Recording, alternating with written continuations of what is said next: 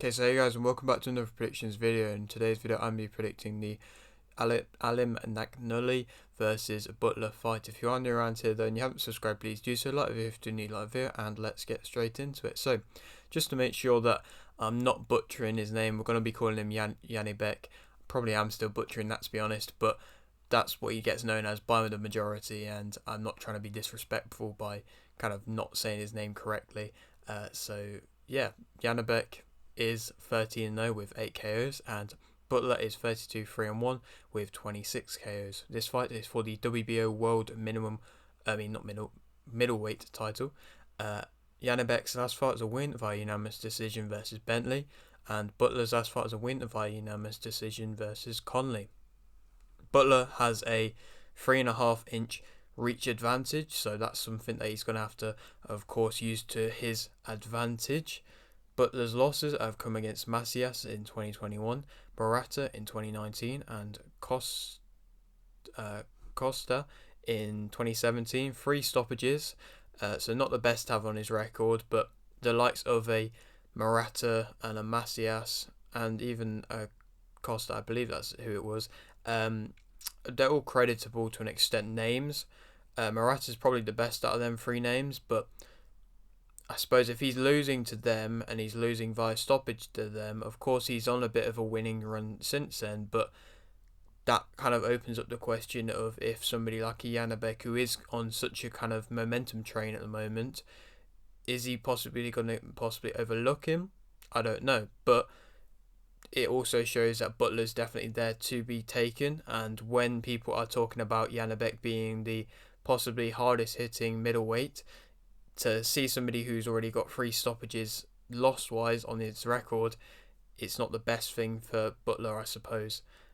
Butler, though, he does, of course, have the more experience. People are questioning this fight and saying why it is happening, saying it shouldn't be happening, but I think that it's understandable that is happening. I think everybody at the moment is kind of, to an extent, ducking Janibek. I think he is one of the most dangerous and one of the most exciting fighters in the middleweight division. I think he looked very good against Bentley, pretty much hurts every one of his opponents. I think there was a little bit of time where Bentley maybe kind of sussed him out a little bit, but still, that's going to happen, and I think with more experience that will come, and that kind of maybe composure to an extent will come more. But I think that people are to an extent ducking Janibek and looking past him, and of course at the moment, I mean, the WBO, it's a big title, but it's not one of the biggest, and so people are going to be looking maybe towards more of a Golovkin or just somebody else that's better for their career wise, and maybe have more of an advantage if they do fight him for the possible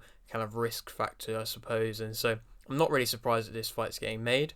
But also on this card is another big fight, Maloney versus Astrolabio for the WBO World Bantamweight title, in which I think Maloney will win via TKO in round 5. I think he's on a bit of a run at the moment. I believe that, I mean, he's only lost to some of the best fighters, and Inoue being one of them, and of course only had the 2 losses, and so I think that he is definitely bound to becoming, of course, a world champion again. But, well, I think it's first time. I think this is because Inoue vacated the belt, so this is one of his first belts being fought for. So it's good to see that opportunity being there, and I think he's going to rightfully take that belt, and be interesting to see where he goes from there. If he possibly might rematch Inoue, if Inoue's wanting to come back and claim the belts, if he beats or loses to Fulton, be interesting to see. But for the moment, I think he'll win via TKO in round 5. Back to the Janibek vs Butler fight. Janibek is a powerful, fast fighter who's accurate, has very good head movement, is willing to trade, outboxes early on, is well conditioned, jabs well from the hip, he continuously uses that jab, is a southpaw. He pretty much hurts every one of his opponents at some point in the fight, majority of the times. He's relentless, he fights off the back foot, he counters very well. Every shot he throws is pretty much a hard shot. I mean, whenever he lands their head, which is quite often, he'll, like I said, he's accurate, and them shots will be hitting the head back, and it's going to be a rough night for the majority of the opponents he's in there with. That's why I like him so much. I think he's a very tough opponent to fight for anybody. The way that he jabs from the hip and is constantly throwing out that jab is very, good to see, and it's good to see that he can fight off the back foot. He kind of prefers to fight off the back foot, and he does have them good swift counters, but even when he wants to be the aggressor, he'll use the jab, probably off the back foot, but he'll still use the jab well, and it's very good. I mean, the only things he kind of does do, he leaves his head open at points. Obviously, like I said, he's got good head movement. His actual defensive body movement isn't the best, and that's something which means he can get caught at points, and probably did a bit too much against Bentley than he probably would have wanted to. He worsens if he can't get a fighter out, I'd say. I think in the later rounds where Bentley was where he was struggling a little bit more, he still looked convincing and still looked good, but was probably struggling a little bit more there. And can headhunt and does try to force a KO a bit at times. There's not really too much of a problem with that as long as he's not being reckless and wild. But I do just think that he is possibly prioritising the attack more than the defence at points.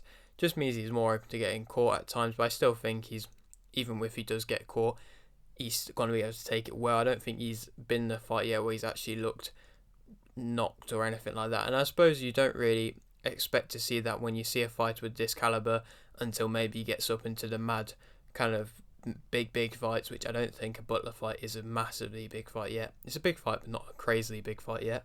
But let's speak about Butler. I mean, he's got a solid jab, sets up off the jab, fights off the outside, is powerful, always jabs in your face, similar to Janabek in that kind of aspect. And he also fight on the outside, like I said, which is similar to Janabek. And I mean, he's a good fighter. He's a respectable fighter. He's definitely got power in his hands, like I mentioned. Like there's definitely good aspects about him. If you've seen any of his fights and any of his losses, especially, he does look probably the more he's throwing the more, and he's possibly winning rounds and isn't really giving off rounds, but then it's just later on throughout the fight he's just getting hit more and more. He's not got the best of defense. He's quite open to jabs. He's not got the best of chins, not terrible but not the best.